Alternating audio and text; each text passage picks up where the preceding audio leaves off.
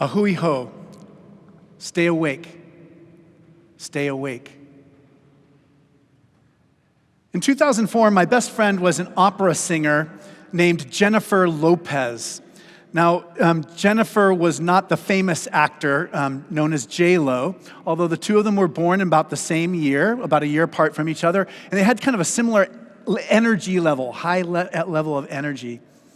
And in her early 40s, Jen was diagnosed with ALS, with Lou Gehrig's disease, and she came back to California to live in her parents' house and basically to come back and to die. I visited Jen every Wednesday, and every Wednesday it started out the same. She'd ask how my family was, then she'd ask how the sickest people in the congregation were, then she'd ask how my dissertation was. She knew what I was really wrestling with, and she always understood that. She understood what mattered to me. She was kind of like the perfect confidant. She was someone I could speak honestly to about my frustrations with my dissertation advisor or the church leadership without worrying what she might think of me. Jen always gave people the benefit of the doubt. And Jen learned to sing in our church. And I can imagine as a girl first beginning to realize her great talent. On some visits, we would watch videotapes of her operas. I loved watching her sweep down the stage in a flowing dress, singing so powerfully. Her face in those performances showed so much emotion and sensitivity. Once, I confided to her that sometimes when I watched an opera singer or heard a musician like a cellist, I almost secretly fell in love with them and wonder what their life was like when they weren't on stage. Well, this is it, she said, and she gestured to her wheelchair as she joked. We spent so many hours laughing together. Now, strangely, my favorite images of Jen all came from her family photo albums. And maybe you remember those photos that were taken in the 70s. The color is too bright. They're brighter than real life. And those pictures of graduation and band trips and all the things that she did with her family and friends, they expressed a wonderful youthfulness and energy and just a kind of all-around zaniness. She was in the marching band at UCLA. Over time, Jen lost the ability to speak, but because we spent so much time together, I could still understand her. More than most, Jen loved life, and there were times, as it was being withdrawn from her, that she despaired. Sometimes, I still can hear the moaning sound that at the end of her life was the only way that she could express this disappointment. But Jen never complained. She never lost interest. And above all, the two of us loved Jesus. And I don't know about you, but it's hard to find companions who love Jesus. And they are so precious. Before she got sick, she'd been in the process of getting ordained. And there's so many times that I keep imagining what it would have been like if the two of us had had a long career of serving God's people together. When I think back on those Wednesdays, I realize we talked a lot about death. But my overwhelming memory is that we were awake. We were awake to the simplest joys of life and to its ultimate tragedies. We were awake to the way that God's invisible love surrounds us like a blanket on a winter's night. The darkness that we experience together, Jen and I, is the darkness of Advent. And today we celebrate the first Sunday of the new year. And I think it's amazing. The church calendar could have started with the joy of Easter, or with the vulnerability and the newness of Christmas, or with that fiery energy of Pentecost. But instead, each year starts in the shadow of war, hatred, and sorrow. We begin in darkness, waiting, singing, and praying for new light. Yesterday, hundreds were killed in Gaza as the war returned. We pray for an end of the violence in the Middle East, in Africa, and Ukraine. we refuse to turn our eyes away from the suffering. In America, as the secular world prepares for a consumer Christmas, I know you must feel this. We leave this little space and we go out in the world, and it's just like a totally different reality, isn't it? As all the Santa Clauses are out, and as the Christmas songs are starting to play in the stores. Christians almost could not be more out of step, could we? We are awake, waiting for Christ to come in glory at the end of time.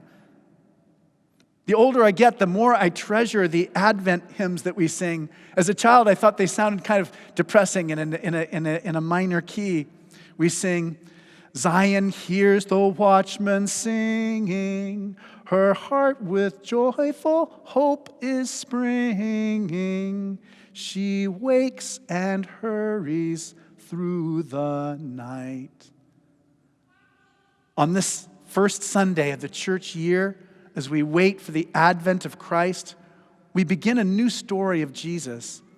The principal way we know about Jesus is through the four Gospels. There are three of them, Matthew, Mark, and Luke, which are called the Synoptic Gospels because they look the same, synoptic. And then there's John, which is very different. So the church calendar year follows those Gospels. So the first year is Matthew, which we just finished. The new year, which we're starting today, is Mark. And next year will be in the year of Luke. And the Gospel of Matthew fills out the other readings in those years. Each Gospel has its own perspective, its own driving aim. Today, we remember that the Gospel of Matthew uses 5 sections, like the 5 books of the Torah, the 5 books of Moses. Matthew is trying to express the idea that Jesus is a new Moses. Luke describes Jesus as the Lord's royal servant who brings God's light to the nations of the world. And John explains how Jesus reunites us with a God in a way that we just could not have done on our own. But today we are starting the year of Mark. Mark explains how humanity comes to have a new start. He writes about a new reality called the kingdom of God, which comes into history and transforms everything. Mark uses a simpler vocabulary, simpler grammar to form powerful and compact sentences. Mark's favorite word is the word euthus. It appears so many times, it means immediately. It's like a sense of immediacy that it conveys. He uses it so many times, the translators don't even translate them all. They just leave them out because there's so many uses of that word.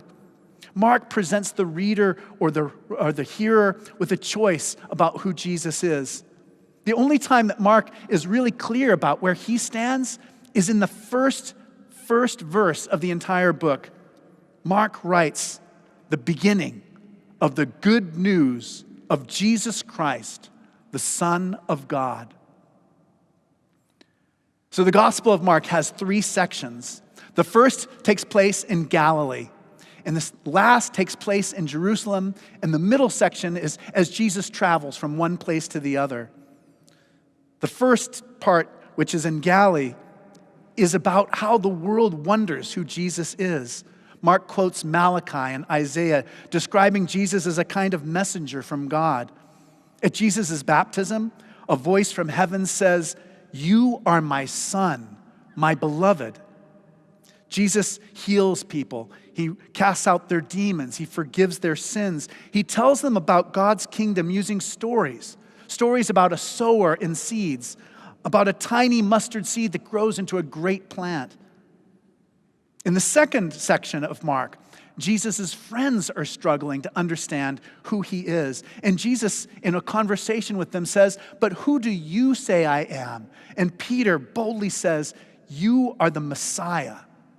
But Peter doesn't understand. Peter has in mind a military conqueror who's going to come and replace the Romans so that they can be the new leaders of society. Jesus instead subverts the whole idea of a Messiah. He teaches them that the Son of Man did not come to be served, but to serve others. And on the mountain, 2 of Jesus' friends see him talking to Elijah and Moses, and from an overshadowing cloud, a voice says, "This is my Son, the beloved. Listen to him." Now, the final section shows how Mark shows how Jesus becomes the king. A royal procession takes him into Jerusalem, where he teaches in the temple. And Mark writes, quote, "A large crowd was listening to him with delight." I think so often how much I would have loved to listen to Jesus in that kind of setting. Later, sitting on the Mount of Olives with just 4 of his friends, they ask him, what will the end be like and what signs will be of it? And Jesus answers with the words we just heard. No one, not the angels, not the Son of Man himself, will understand or know when the end will come. So keep awake. The word that Mark uses, gregoreo. So every Gregory you know, the word means to be awake, to be alert, to be literally woke. Jesus becomes the Messiah or King by being crucified, and a Roman centurion seems to be the only one who understands. And that Roman centurion says the same thing that was said in the other 2 sections. The Roman centurion looks at Jesus and he says, "Truly, this man was God's son." And when the women go to the tomb, an angelic young man in white tells them that Jesus has been raised, and the gospel ends abruptly as they flee. Quote, "For terror and amazement had seized them, and they said nothing to anyone, for they were afraid." And that is the end of the gospel. But in each section, you're told that Jesus is the Son of God.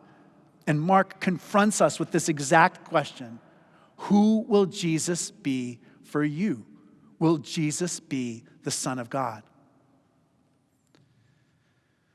The 20th century monk Thomas Merton writes, quote, "This is the most complete revolution that has ever been preached.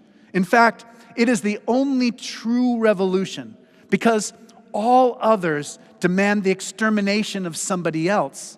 But this one means the death of the person who, for all practical purposes, you have come to think of as your own self." In the season of Advent, we have the chance to prepare a place in ourselves and in the world to receive Christ. Now, there's so much of the divine plan that we cannot hope to understand. Dark places, unmapped territories, and worlds that we could hardly discover. But I invite you to encounter Jesus in our present moment. I want to close with a poem by Steve Garnaas Holmes. The poem is called Longing. Unsuspecting at first, of course, you only gradually begin to feel an urge, a leaning slow to become a promise, a yearning that will become its own gift given from beyond. It grows from a tiny seed, a grace that is not your doing, a single cell, a change of season, a subtle turning of the heart, until by some grace you will know. But now you do not yet. You are still longing. But know this, you are Mary, and Gabriel is near. On my very last visit with Jennifer, I knew I was going out of town, and we both knew that we probably would not see each other again in this world.